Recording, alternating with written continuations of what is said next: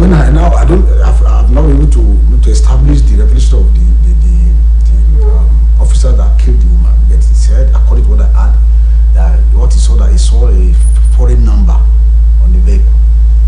And I want to ask if you seeing the foreign number, I don't know now correlate to not killing the person inside the vehicle. I don't know. The husband said they stopped them.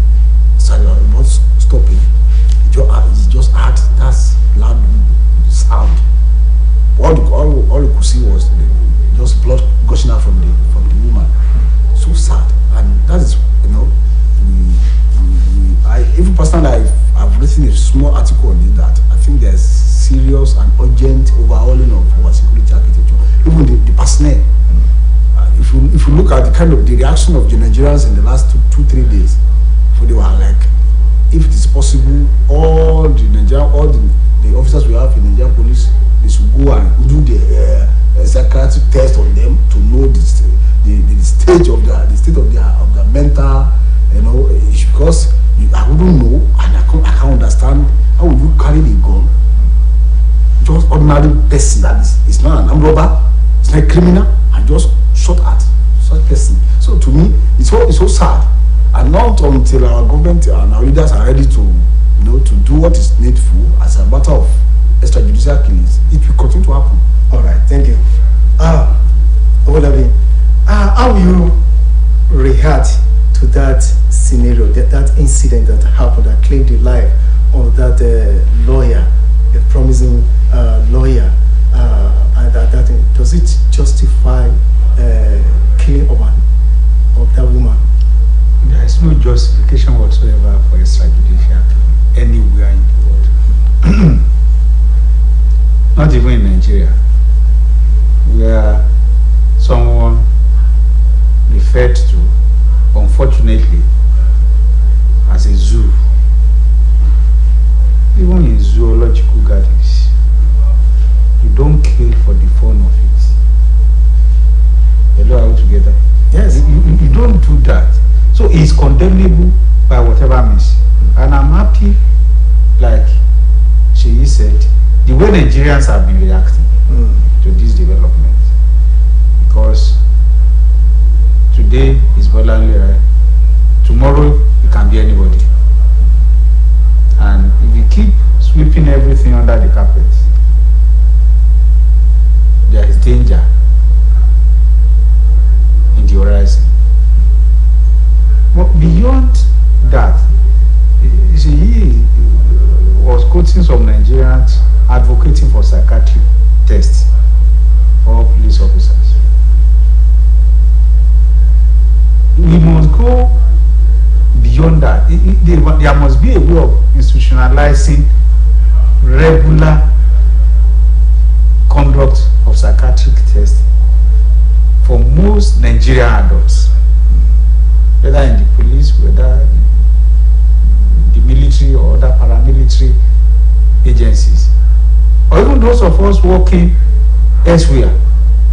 The rate at which Nigerians display insanity when it comes to asserting authority and using it, you begin to wonder. Even on the messenger in the public office, the way we treat people, you begin to wonder that will this office not come to an end one day? You have maximum of 35 years in office. Even when you spend everything, the day of reckoning will come that you have to leave. Those who pick other people's file and keep it, it cut across. It's because of the delicate nature of these uniformed men that we are seeing this. Most Nigerians require periodic psychiatric tests. Honestly. All right. Let's also look at this the claim or the suggestion that the law enforcement agents should be forbidden from smoking and drinking. Does that opinion has any benefits to over the nation, Mr. Olabi? licensed to be smoking? The answer, of course, is no. They were not licensed to smoke marijuana or whatever, or to take hard drugs. But we know what happens. Look at even the way Nigerians were abusing, even youngsters were abusing drugs, tramadol and the likes. Some will even go as far as harvesting spirulina, drying it up and smoking it. And that is why I said it goes beyond those in uniform. Even youngsters are youth. Majority of our adults, they say the planting of marijuana and usage to smoking is forbidden. But every day, NDA keeps reeling out figures and figures of people they are apprehending. The number of hectares of land people are using to plant marijuana, and the way they are smuggling it for the use of the people. You and I are here, we are journalists. We know sports, even here in town, where those things are available. Even if you don't smoke, even if I don't smoke. So they were never licensed, they were never permitted. Taking it is illegal. Okay, we shall deliberate on preventive measures. But prior to that, Adeni, I want to ask, what always provoke extrajudicial killings? Actually, that question to me to answer, I wouldn't know, because I've never been an officer. I've never wanted to carry an arms, but what I know for sure is this: that no matter the level of provocation from ordinary Nigerians, or let me say the bloody civilians we used to call it, does not in any way amount to, without any reason, to kill. I don't know. There's no justification for that. Even if you caught, or a criminal is caught in the act of stealing or the like, the person has right for fair hearing to go to court to be tried. So after you must have been tried and found the culpable of that sin, yes, you can now. But if that has not been done, now just to decide that this person maybe has provoked, or and this day, if you look at some of our officers, if you approach them, the way they react, sometimes you think, I will not Nigerians together, because first thing that comes in is, first is you are in Nigeria before you become either an officer or you are called other thing. So the first is we are all Nigerian and we are all human beings. So that's what to come first in any of our dealings with, either you are a uniform man or you are not a. That's to come first. But most of the time, this doesn't come to play. They will just see you as nobody. I've witnessed a lot of, recently, one of our colleagues, is a journalist, was arrested. What was his offense? I wanted to ask. There's a particular story. It's kind of allegation story, alleging another person. So for him to balance the story, now I have to call the person. Okay, we had this about you. So what is your take? Well, tell us your reaction. The next thing, he just went to court, to police to make a complaint that somebody is harassing him, somebody is threatening him. So he was arrested on allegation of. So he now got the list. Okay, so when I go to this job prison, when I go to the place, we ask. He said, even this story, you have not published the story. Somebody just brought a story, an allegation to him. So for him to balance the story, he has to call the person involved in this case. So now because the person was arrested during the course of his investigation to balance the story. But this story has not even he has not published the story, and the police, they were just harassing everybody. If you think you can charge it to court, you can put. Even the one of the officers was telling us that if you are not careful, I will add nothing to your case. That is why but I wouldn't blame them 100%. If you now look at our society today, the decadence in our society is cause, I used to say it on this program, it's cause for concern. All right. What are the preventive ways? How do we forestall extrajudicial killings in the country? What preventive measures should be taken? One of the things we need to do, Prince has said it. First is there should be, and even in general, I'm calling for it, that there should be psychiatric tests for our officers. Not that alone. Even our society as a whole, there's need for reorientation, even the ordinary Nigerians. Because the officers we are talking about, they live within the society, and they are the product of this society. So there's need for all the reorientation of Nigerians. Also, there's need for us to our values going into extension. There's need for us to get it back and to put the upcoming ones into right path. Okay.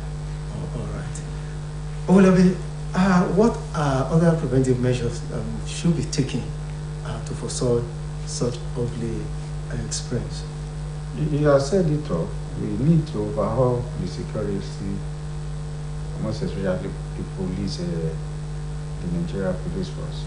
It needs a lot of overhauling. It needs a lot of reorientation. It needs a lot of readaptation to the reality of the moment. But of course, like he pointed out, we are in Nigeria, and most of these people are recruited, not most, all of them are recruited from the Nigerian society. How do you describe someone, the scenario he has just painted, for a police officer to go as far as saying, we'll add something to your case? Doesn't that speak volume of the kind of police men that we have in Nigeria? If police are regarded or are said to be friends, they should be friends indeed, and should feel free, like the case is cited, reported, and the fact that the journalist was doing the investigation. I shouldn't be afraid of going to the police post, either at whatever level. But if you have lots to hide, and majority of us Nigerians, we see wherever we find ourselves as offices, as workplaces, as places to make money, even when it is illicit money that we are making. And that is what has pushed us to this level. Like I said, it's not just about the police. When we were talking about NSAS, it cut across. The lecturer must sleep with the student before passing her, or passing him, as the case may be. To obtain what? We must put an end to that. It's a part of SARS we are talking about. The bishop, the imam, that will go the extra way to make money for whatever reasons in his church or mosque, is part of the SARS we have to end. Why am I saying this? A dictum say that a society gets the type of government it deserves.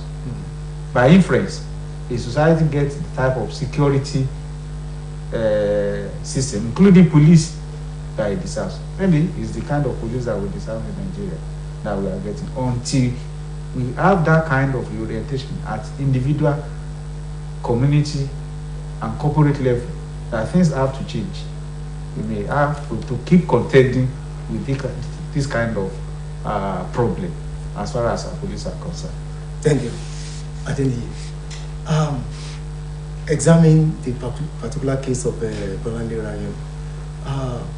You submit to the idea that the government has lived up to expectation? So actually, what I heard last was that the officer that killed the man has been, even the IGP has recommended suspension. I saw that yesterday. Even I wrote something that is not enough. Now that he has been suspended, the next thing is for him to be prosecuted for what he has done, to serve as deterrent to others, because we have many of them. And the officer that killed this woman, it's not just it's not a low rank officer, ASP. So with ASP, I think an ASP officer should know that he's holding that rifle to protect an ASP of 32 years experience. Even when I went through, I was about to leave this. I went through Facebook page yesterday, and I saw he's a detective officer. So a detective officer, for I think, should be a bit I expect something different from other normal officer. So, but for him to have done that, it shows that there are a lot of things to be done in the Nigerian police force. As far as and this issue so pathetic. Even since I couldn't imagine, because all of us were a family man. You have wives, you have your husband. Just seeing your wife being killed, your presence is pathetic. All right, thank you. We'll proceed to the next issue. Tough challenges await next president Ezekwesili. To what extent do you submit to the former Minister of Education's opinion? All of you. We know she's saying the obvious. Except we are deceiving ourselves. The task ahead is enormous. We have just spoken about police now. That is a section of the security in Nigeria. We know the security challenges we are facing as a nation. It's enormous. From 2015, when Buhari came to power and he promised that we will put an end to Boko Haram within 3 or 6 months, rather than the whole thing getting better, it's getting worse. The kind of bravery, the kind of courage that you see displayed by kidnappers of late is worrisome. Even on the highway, even going as far as going to military setup in Kaduna, NDA to be specific, and the situation is not getting better, or could have been better than this. That is one. Look at the economy. It's as if the economy is into comatose. As much as you want to say the government is trying, the Yorubas will say the fowl is wet, but the feather will not allow you to see it. But we must see it, or we must feel it. It's the same set of Yoruba people who say, if you are blind and it's about to rain, you hear the rumbling from the sky. If you are deaf and dumb, at least you will see the cloud gathering. Exactly. So the situation on ground now, whether you like it or not, as far as that sector is also concerned, is a problem. Look at the rate of our naira, the value of our currency vis-a-vis other currencies of the world. Apparently, if not the worst, it should be among the first 5 that you can regard as the worst on the continent of Africa. Something has to be done about it. Look at our energy sector. Look at power supply. Here, most of the time we are on generator burning diesel. Look at how we are keying up for fuel. It's as if it has become official now that you buy between 260 and 290. As if you don't want to go and queue in 1 or 2 filling stations that are still selling near official price. If you just want to walk in and buy, you must get at least 260 to do that. That is an issue. So when you look at the inflationary trend in Nigeria, it's another challenge. It's another challenge. So whichever way you want to look at it, and Nigeria today is more divided than ever. And what do I mean? What do you mean? We reason now along the ethnic and religious line. Even when it comes to politics, it must be a Christian Muslim or a Muslim Christian. What the hell does anyone care if those in power are doing the right thing? And does that not portend In this Osun state, between 2003 and 2010, you have Prince Olagunsoye Yola, a Christian, and you have Erelu Olusola over there, another Christian. But now we think myopically. That is an issue. Okay. So a lot of things. How do we get back our pride? How do we get our value system again together? The task, like I said at the beginning, is enormous. All right, thank you. I think we've seen so many presidential candidates, they are campaigning with a lot of promises. Are you getting now? What are the challenges ahead for them so that the nation will be a better place to live? We have so many challenges facing the nation. What do you think are the major problems that needed to be solved by this next president? Thank you. Before I add to that, I think let's take just a step backward to 2015, when the present federal government under the leadership of President Muhammadu Buhari was coming in to govern us. There were a lot of promises. Part of them, they promised that they will be creating 3 million jobs annually. They will work on solving our security issue, the binary issue of dollar to naira, so economy to work on it and other things. So people saw it that believe that maybe this will also be better. So Nigerians willingly give their mandate to him. Unfortunately today, with every sense of humility, I want to say that this government has failed Nigerians. Because as we are today, all I said is that today if you go to any police station, unless you don't want to kill, so you just want to walk in and get a 260, 270, 280. So we don't know the actual price we are selling. As if we don't have a government that is guiding us. And you go there with jerry cans, you pay extra. So we want to ask, where are the promises? And this is where I'm going. Those that want to know that are campaigning now, Nigerians should not be carried away by the words of mouth. Nigerians should not be sentimental about who should be, who should not be. They should not allow ethnic group or settings or belief, political affiliation to decide or to determine who to vote for, who to be their president. But there are questions that needs to be asked from those that want to rule us, that want to govern us. It is not enough to tell us that, if you vote for a party, if you vote for me, in the next 1 month, I will do this. It's beyond that.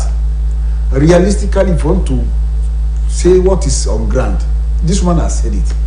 It is just not, if you think you can just come out, don't worry, give me just 1 month. Okay, that 1 month, how do you want to do it? It is not enough to tell that, don't worry, in another 1 month, 2 months, 3 months, we'll do this. There is this land, money of alone. So you can say anything like. But how do you want to achieve it? That should be what Nigerians should be looking at. Those that want to govern us. And they should not be those so keen about it should come from this area or it should come from this area. What should be important? He said it when I was in this state. I'm still in this state. When Olamso was the governor. Governor Christian, deputy Christian, no issue. The Muslims are each time they have their Ileya, what do we call it? We used to come to observe the Kabiru at the ground. So, but now, and I don't want to blame ordinary Nigerians for this. It is our leaders. So, when they see the games is not in their own side, they now look for one strategy or a kind of a conspiracy to just try to whip that sentiment. No, don't allow this, don't allow that. What matter is the person that is coming, the capacity to deliver. the capacity, because as we hear today, Nigerians, the country is there need of someone that can, you know, think outside the box, not the usual one of, okay, we do it this way, we do it this way, and not the person that just want to bear the commander in chief. Mr. President is coming, commander. No, but the person that want to, you know, restructure the country.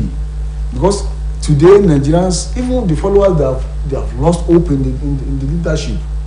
No hope again. Nobody is trusting anybody. If you're a Muslim today, if you're a Muslim, if you're a Christian, I'll be suspecting maybe you're having something against me. So that is the way we are today. So Nigerians must ask appropriate and the necessary questions from those that are coming to seek for their mandate, so that we will not run back to another problem in 2023. Okay, quickly, one of the major problems dividing the country is the poverty. As the World Bank posited that a huge number of Nigerians are living in poverty. How best can this problem be solved? If we are talking about agriculture, what are the necessary things that must be done so that as a matter of fact, that area you're talking about, I've been talking on it. That if the incoming government or those are in government today are still thinking or are still, you know, putting you are still, our economy is still based on crude oil, and we import everything we consume. No doubt, there's no solution. Now the best solution for us now is to look within, and that area is just to focus on agriculture.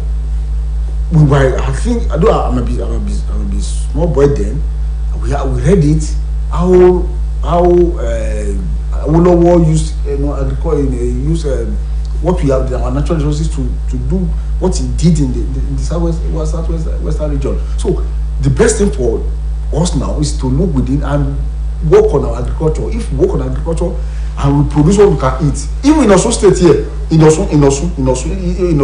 my local government, in federal local government, we have vast land that just, you know, land value doing nothing. If you can make it of all these things, before you know it, we'll be exporting agricultural produce. All right, thank you. We will not dwell much on that because we have to do justice to the third topic as well.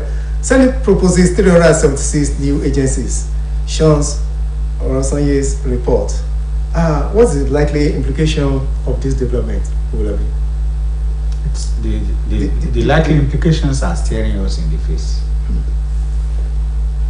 Impunity all over the way.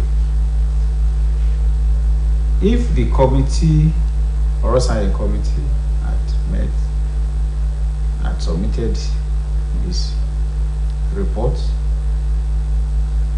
there must be a white paper on it, whether you are accepting the report or rejecting it, because huge funds were committed to the city and other activities of the commission.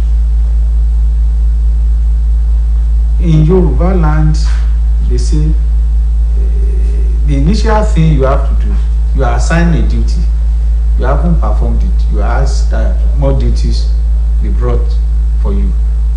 It's like you are going to pay. How many of the existing parastatals and agencies of government or commissions are being well funded? And what can you say are the impacts of the activities on the lives of ordinary Nigerian citizens? Are these new proposals, as far as creation of additional parastatal and agencies of government are concerned, are they just to provide job for the boys? Yes, unemployment everywhere in Nigeria. So create as many agencies as possible where you can engage people. But it should go beyond engaging for the sake of engaging. What are the value these agencies can add to the Nigerian economy, to the social life of Nigeria? Even in terms of revenue accruing to the government. Or if it's just creating for the fun of creating, so that it can be said that when we were in the Senate, we proposed this, and maybe they are proposing over 370 something agencies. Each senator will be able at least to take one to his local government, if not his village. I wish we will have one also that can be taken to my own village. But we are jesters, honestly, in this part of the world. One would have hoped that the existing one will be strengthened, will be well funded, so that we'll see their impact on the lives of Nigeria before we start thinking of creating additional one. But that we are. I won't be surprised if by next week it is increased from 372 or thereabout to 700 and something. Because almost every individual will be interested. That is the way we are creating universities also. We are just establishing universities, even when we are not funding the existing ones. In fact, I'm on part of the task for the new administration that will take over from Buhari. All right, thank you. Adeni, how will you examine the pros and cons of this development, creation of additional 376 new agencies? I think one thing we need to tell our leaders is not until they are ready to be selfless and not to see issues from the prism of politics. We continue. If you look at some of what I read a report about some universities protecting being proposed, and most of the sponsor of those basically they intentionally put it in the local even their village. So it's more of politics, and you cannot go far if you still, as you see. I could remember when the Arabisola came in 2010. At least the ministry and the government secretariat, he called some to narrow without this fund to fund all these ministries. It's during the second term he increased it because what he was looking for food and you want to imagine that. Okay, let me look. I want to come to Osun. During I was personally I was expecting very small, narrow cabinet member with a lot of people that ask what it takes about the governance, about the labels. But when I saw about 36 cabinet members, for what? So we play politics to satisfy some blocks. We play politics with everything, and ordinary Nigerians are the one bearing the brunt. If you look at the other side of the reports, though it has not been documented, but the report, the committee made some very brilliant suggestions about cutting away merging some agencies together, because you are talking of cost of governance, and if you want with the economic reality in the country, if we want to go by that, we need to make some merge some agencies together. If you are not talking of that, and the Senate are now coming out to propose over 300, close to 400 agencies for Kerala, how do you want to see the money to fund them? But they know that if it is to be their own side, they know how to cover that money to take care of it. But it's for the Nigerians. It will not be story upon story that we don't have the money. Just look at the issue of ASU. But if the admin is to their own side, they know how to look for money to settle themselves. To say the fact, you cannot continue running our system like this and expect good result. Our leaders must be selfless. They must think Nigerian. They must have that mentality of Nigeria. They must have that mentality that they want to serve people, not that they want to please their own, their own interest. They must look at the interest of Nigeria as a whole. All right, thank you. Don't you think that the nation has resources to fund the additional agencies? What's your opinion about that? Do you think Orozaye's report should just be swept under the carpet like that? Which amount of money have been spent? If we have the resources to fund the newly proposed agencies, the existing one, look, we used to make reference to one of the agencies, the NOA, Nigeria Orientation Agency. That agency, if ERDB is properly being funded, they have a lot of work to do. We are talking of this issue of decadence in the society, our moral value system, everything. They are the one to take this message to every nook and cranny of the society. But are they well funded? They are not. So if we have that resources, it is not just to propose new one. Let us look at the existing ones, and if you look very critically to the new proposed one, you will see that it's just a duplication of agencies. So if you have the ones that you are on ground that are not being well, let us consider that resources on the existing one and to make it more functional. Okay, this is Ilawiye.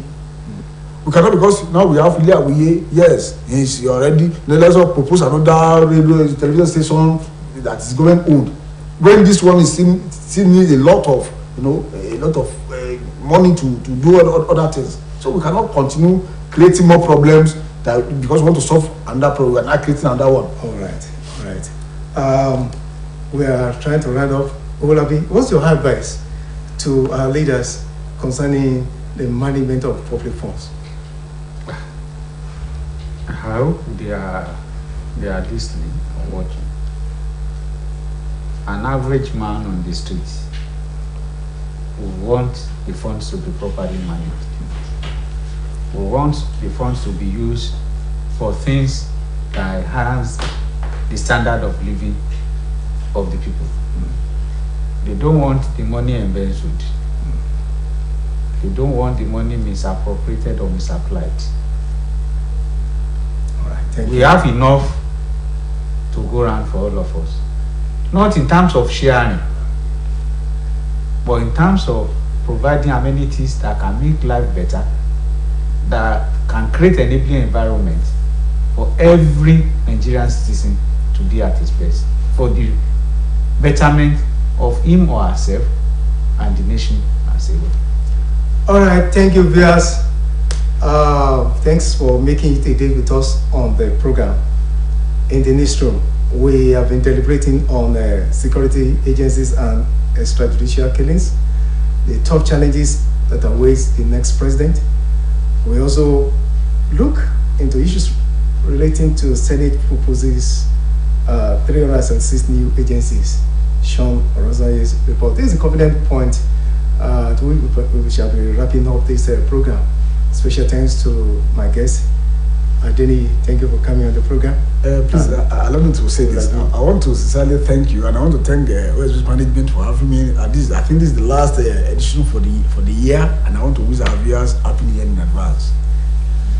We appreciate you. Thank you also for being with us. Thank you throughout the year, contributing your own quota. Thank you so much to the discourse we are having in the newsroom. All cheers towards making Nigeria better. God bless you. Thanks so much. We appreciate you. Welcome. Okay, we wish you a happy New Year in advance. I am Adibare Ejimakide.